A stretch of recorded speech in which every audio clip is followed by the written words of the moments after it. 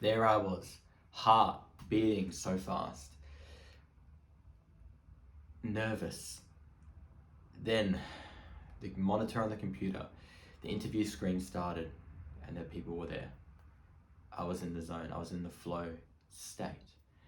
Hey, Alan Sao, have you ever wanted to do a job interview or done a job interview and found it particularly stressful, difficult, and exhausting, and you want to understand or want to do better for the next time? If you listen along with me today, I'll tell you a story. I'll tell you two stories about how you can actually take the lessons I'm sharing with you today, this one secret, and effectively just absolutely have the greatest chance of success compared to if you're doing it in the first situation I talk about, right? Sounds pretty cool, hey? So, like I said, let me tell you a story. So, here I was, the first year of law school. I knew that people had told me legal internships are really important to build that experience, get a bit of money, and also have that sense of working in the real world. That real experience and ability to focus at hand. So with this, in my area, in the city, there was what's known as a legal clinic called the Legal Services Commission, and their internships had actually opened up. And I thought, this is fantastic. What an opportunity this will be. I wanted to be a lawyer. I want to serve the public. I want to start my journey off on the great, right foot, and this will be perfect for me. I managed to successfully get through the application stage, and I'd been told that I'd been through to the interview. I was like, oh, cool, sick, fantastic. That's great. But then in my mind, I started to think, hang on, what do I actually have to do for this? Or should I prepare for this? How do I ensure my success? I mean, I knew the basics, like wear a suit, show up on time. So with that in mind, what did I do? Did I actually prepare for this interview? Or did I think, oh, everything will be all right? I thought everything would be all right. I played video games, I watched anime, I stuffed around, and I just basically had this sense of confidence that, oh yeah, everything will work out. I'll figure out what to say on the day. I'll answer their questions. It will come super easy, right? And there I was really nervous the day. I remember I had a coat on. Even though it was cold, I felt very hot because I was nervous waiting in the room. And I answered their questions. I was quite friendly. Luckily, they gave me some feedback at the end. And I guess going into this interview and kind of my perspective on this was, have you ever heard the expression, you don't know what you don't know?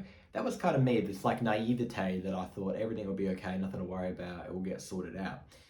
And to an extent, maybe that's true if you're going for something really like casual, like for example, a job at a cafe, just like some weekend work where you can kind of just have a normal informal chat and answer their questions. But something like this where it's actually a serious professional job or internship or opportunity where lots of people are competing for it, they have to be very selective with their criteria, right? And so me thinking, oh yeah, this will be no problem, easy, I'll be able to, knock it out of the park. They kind of noted that my interview was okay, but I didn't really integrate into my answers how what I was doing or wanting to do was to align with their values of what the organization represented. So it was kind of like a big miss for me that I didn't go that step further to say how this is how I want to help the community, or I see myself having this impact during the time of the internship.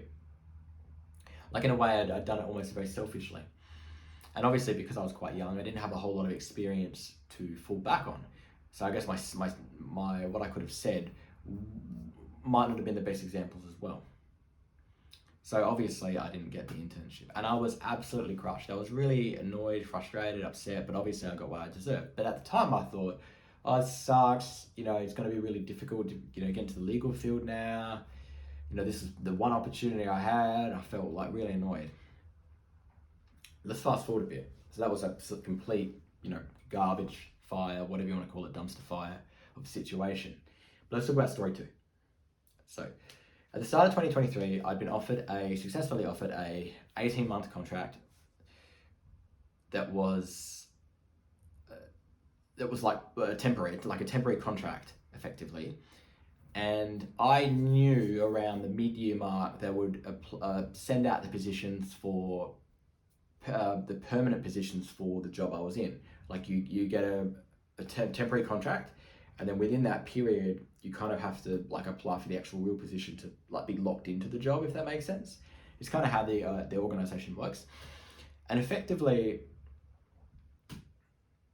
that's when like I kind of started to prepare a bit. But then I'm not going to go through the whole like CV application resume process. That I think will be a video for another day. But what I will summarize is this. There were over 2,000 people that applied. And through my efforts, I was successful in getting an interview on the 15th of November. I was like, holy moly, I got through. This is fantastic. You know, I knew this was an exceptional opportunity, and I was very privileged to get through, right? That's what I thought to myself. And I'm like, this time around, it's going to be different. I thought of how I failed and bombed at the Legal Services Commission internship. That's not going to happen this time. So what did I actually do? I heard that within my division that I worked, there's a committee that runs what's known as mock interviews. So I said, all right, fantastic. I'm going to do mock interviews, all right? That's going to really help me. And then I read some guidance from upper management to prepare for the actual formal interview process and what they recommended. And they said this, they gave a secret. They said, what they're going to ask is all in their criteria for the job. And then it kind of dawned on me like the light bulb moment. Okay, so they're not going to just ask me left field silly questions. They're going to keep it to see how I answer and demonstrate my capability. Like, so obvious, yeah, I know, but let me kind of explain the next step I went through to really hone in on this, because it's a whole process, seriously. I got a highlighter out and I got to the 4.45 dot points that had the candidate information criteria. Begin highlighting the keywords, you know, communicate, engage with others, like those type of words. And then I could get a sense that this like dot point was effectively asking me to demonstrate how I would communicate with stakeholders and how I, you know, achieved a certain result. Okay, that makes sense, that's cool. And then obviously other dot points addressing other areas like technical skills, for example. And that's when I began to think, okay, that's how they're gonna kind of ask these questions. That's fantastic. And that's when I started going to work effectively. Like, that's when I was told to prepare my answers in what's known as the STAR format, which stands for situation, I think, task. I want to link this below what the STAR actually, and then it's like, I think, action, hang on, let me just check.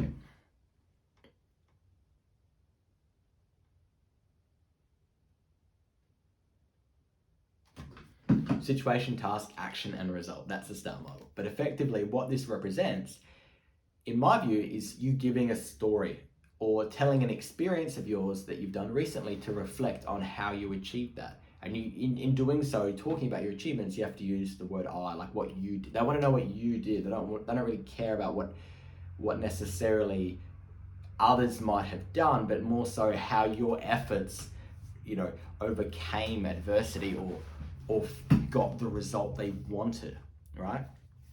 That was kind of the start of me figuring this out and how to think, well, okay, the interview's 30 minutes, they're gonna ask four questions.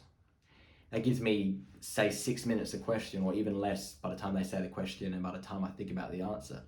So I've kind of got like 5 minutes per question, right? Let's break this down. Let's figure out what's the best way to answer it.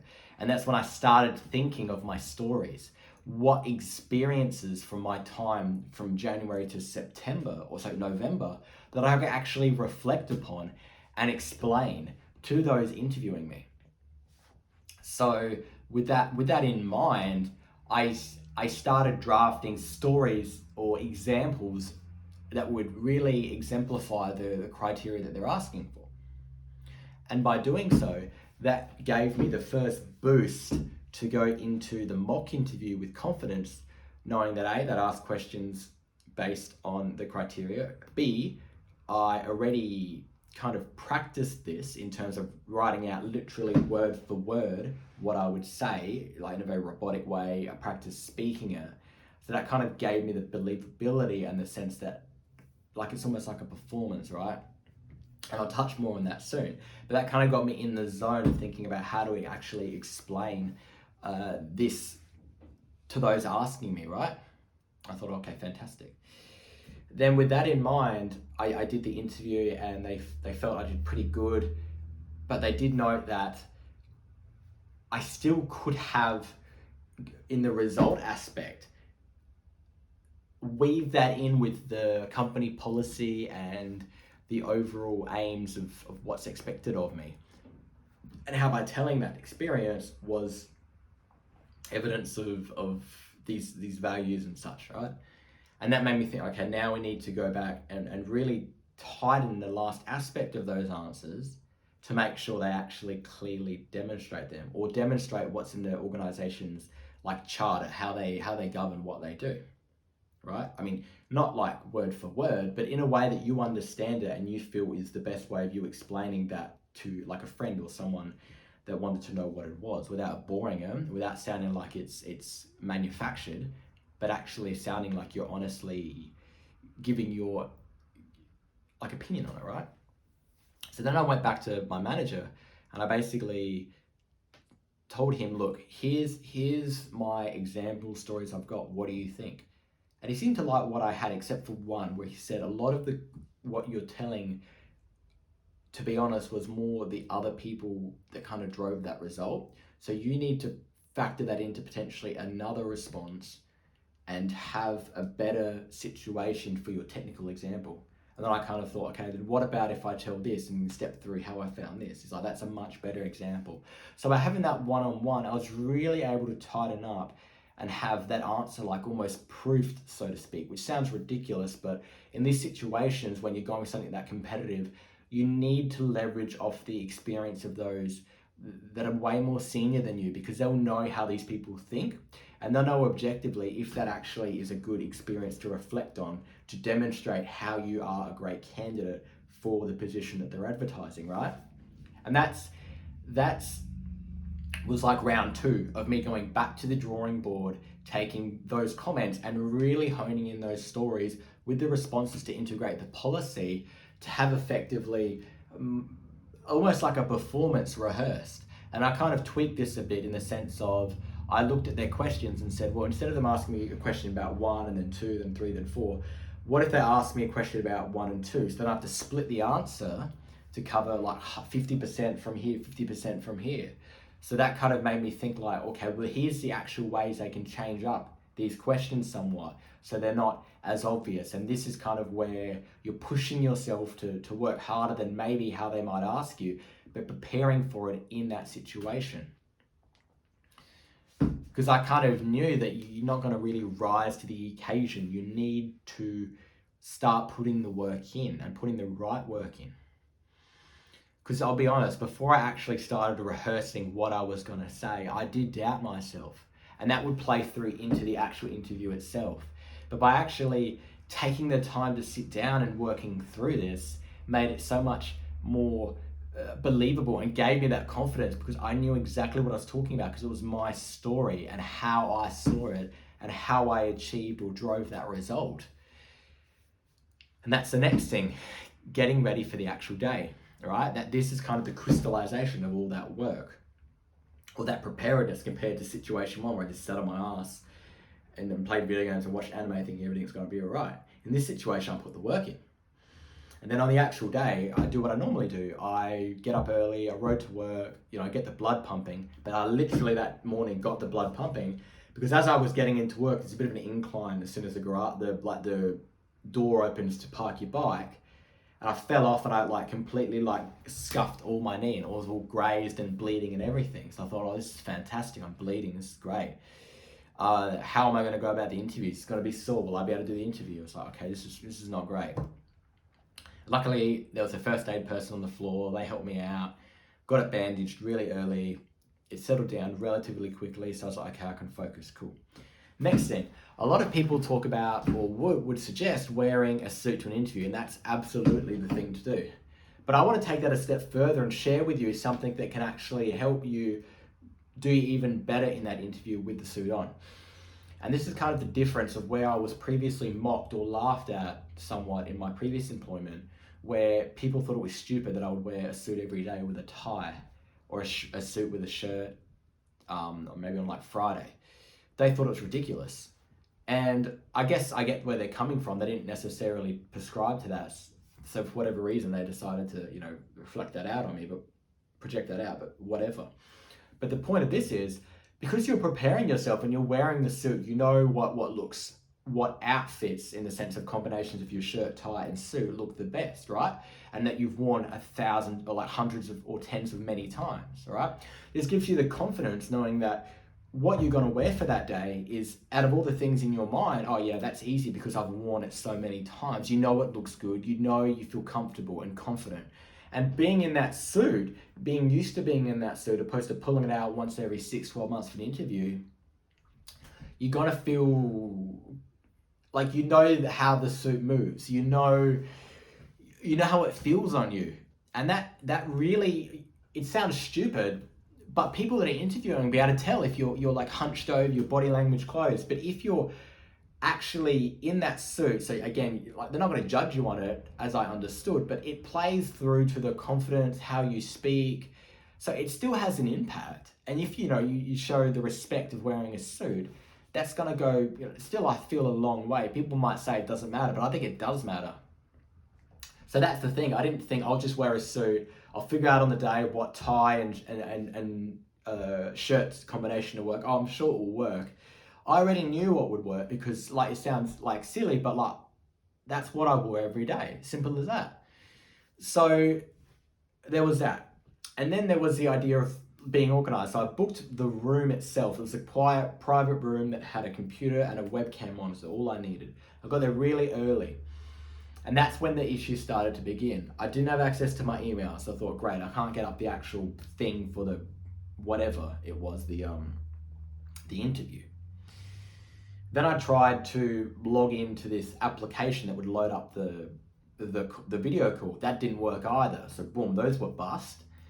But luckily I remembered I'd forwarded the email or printed off the email for the invitation, and I could actually access that through the internet. The only thing that worked in this really old archaic computer. So I was like, all right, let's put this up. And then it happened. I finally was in like the waiting room, waiting for them to start the interview. And I was like, okay, a little bit nervous. I was going to play a bit of music to calm myself down, but boom, the camera clicked on, they were through the other side, and it was on. But this time I was ready. This time, as soon as it clicked over, I was in the flow. And that's the secret. This crystallization of everything simply falls to the idea that we think Hollywood sold us, or people have sold us the idea that you'll rise to the occasion. It will all come together. There's nothing you have to worry about.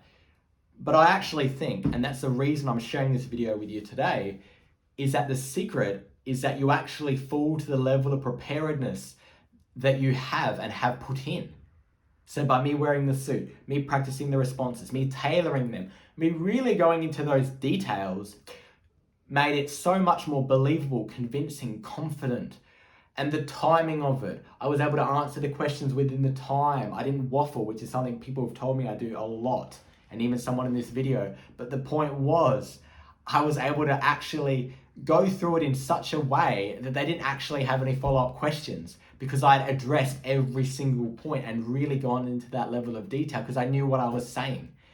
And the questions they asked were exactly kind of what was asked of the mock interview, or questions that I knew based on the criteria to flesh out, this one's asking for technical capability. This one's asking for communication with others.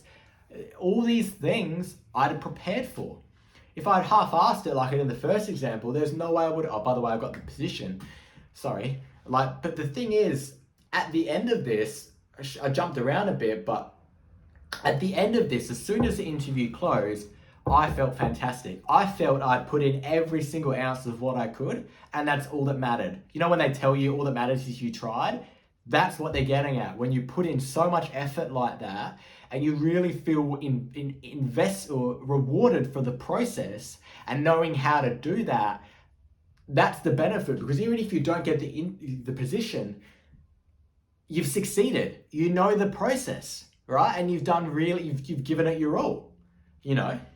And that's the thing. So you know what to do next time, and you'll do it even potentially better or more efficiently, or you'll be able to answer tougher questions because you've already primed yourself and you know that you have to prepare.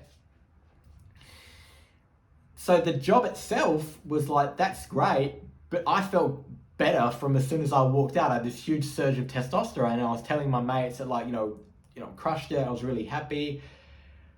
Whereas some that didn't feel as good, and I get that it's tough, but to be honest, if you're going to go about an interview and there's two situations, example 1 or example 2 of what I've just given, if you give example 2, then you're putting yourself in the best possible position for it. And even if you don't get through, you know what's expected of you next time, and you'll be able to hone that. So you'll still walk away with a win. That's what I felt. Like it was absolutely insane, but that's how I felt about the process. And that's what I'm trying to instill in you today. To conquer those mountains is to be prepared for it, not getting to those mountains and thinking, oh, I'll just get there and it will figure itself out. It might somewhat, but if you can prepare yourself, then you know you'll tackle it, and you know how to do it, and you know what's required, where all the inclines are, the turns, the technical details, and you'll exceed. So you'll conquer mountains and you'll conquer life. That's what I'm getting at through this process of that dream, that job that you really want, helping your career progression. Now that was a lot to share, and I know I was very enthusiastic about that, but it's true. Like, I think I can give you value in this. And if you kind of want help in similar aspects of this, I offer a coaching service where 60 minutes, you send some questions, I answer them ahead of time, and then we have a really good 60-minute discussion where I can help you with your goals, whether they be career, whether they be like a bit of a where to head with your lifestyle, your fitness, your weight loss. I can help you work through these things because I've done it, and I feel I can add this value to you through going through it. And if you want to conquer that mountain physically on the bike, or figure out how to conquer mountains again and again and just have that level of fitness, that I've created Life Cycles, which is a book that effectively crystallizes all my learnings of cycling into how to cycle for life, how to be your fittest self, fitter than everyone else you know, and just become that athlete that you'd always thought was impossible, or have that fitness and weight loss, the results that you thought you could never achieve, that you thought, oh, just rise to the occasion. This is that preparedness that I'm giving you. I mean, you can of course get a bike, figure out your own fitness routine, have your own results, spend more time, spend more money. But I'm saving you that time. I'm giving you what you need to invest, to believe in it, to have that transformation for yourself. So with this job, when you prepare for job interviews now, I want you to remember this video. I want you to look at the criteria selected. I want you to practice your stories. I want you to reflect on what you've achieved up until this point. What will be valuable? Test it with someone management in your current area. Say, here's what I'm thinking. Do the mock interviews. Rehearse on a webcam, like record yourself. These things will give you the confidence that when you do it, you will crush it and you will feel amazing. You will conquer those mountains and conquer life. You won't just fall over and fall backwards and ended up bloodied, although I somewhat did end up bloodied on that day in the beginning. But I got fixed up and I still did the thing anyway because I was prepared. I didn't give up. So yeah, conquer mountains, conquer life.